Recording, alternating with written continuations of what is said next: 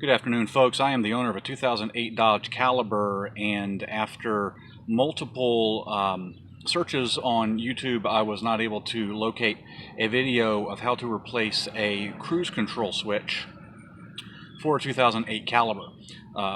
Typical videos for comparable vehicles made by Dodge in the 2008 year were different than what I discovered when I began to take apart the vehicle. So it was basically trial and error for myself.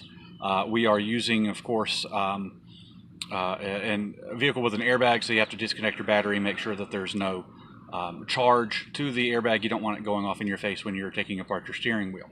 Like I said, the videos were different from what I experienced. So I've already got mine taken apart. I'm going to show you the inner workings and what exactly we need to do to get it put back together. So of course replacing is simply in reverse, but I'll go in detail as to what all we had to do here. So without further ado, let's go ahead and get it put together. So what you're going to see here is the inside of the steering wheel. Got your airbag up here, a bracket, a mounting bracket of sorts that goes over top of the interior of the steering wheel. You have to remove that as well. And as you see, there's star drives here, and there's also star drives to the screws that go on this. So I'm going to go ahead and show you what you need to do to get it put in. And like I said, it actually is quite easy. Now, because of the slot here on the side of the steering wheel, it has to slide in from the inside. Okay, so you're going to go ahead and just slide it through. Okay, just slide it through, and you'll see that the hole there, and then the hole there on the bottom right is where you're going to line up your screws, and then on the top you see that there's a peg that it sits in. Okay, so you're going to go ahead and connect your wire harness to it here. Just slide it in, and I'll do that in a second.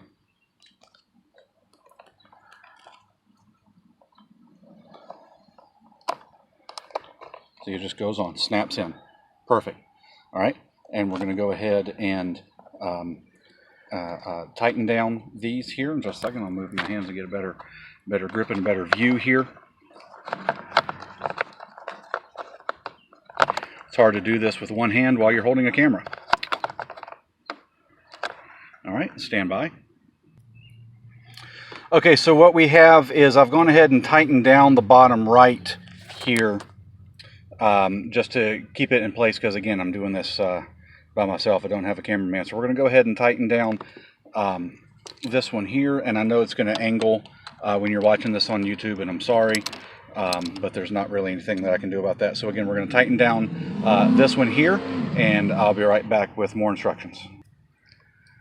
Okay, so once again, we've got this bracket here, and this is these are all star drives, which makes it a little annoying. The size that I have, I don't know if you can see it on the no, camera's not going to focus. This star drive says that the size is a T25. I bought a standard set of star drives. They've been used, of course. You can get them at Lowe's or Advanced or AutoZone or any of those places. This size, again, the size of this head here is listed as a T25. This head, the head down here, and all three of these are all T25s, so you don't have to switch it out. You've got the three brackets, see those holes, and of course, just too easy, the screws all line up into them. You don't want to undo one as opposed to the other two. You kind of rotate around all three evenly, because they're not unscrewing out of the bracket here, they're unscrewing from the metal base on the inside, okay? And so that's where it gets a little interesting, again, because if you unscrew one, the other two are clamped down, and you might end up breaking the plastic base here. So you don't want to do that. Again, give a couple of turns, just all the way around until it loosens and comes off. So that's how we're going to put it back on here, and we'll be back in just a second.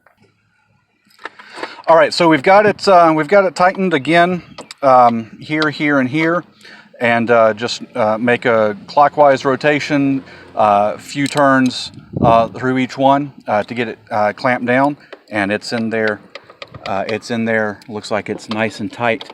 Yeah, they can't go down any further there, but you'll see that this is moving, and this, of course, is part of your horn mechanism.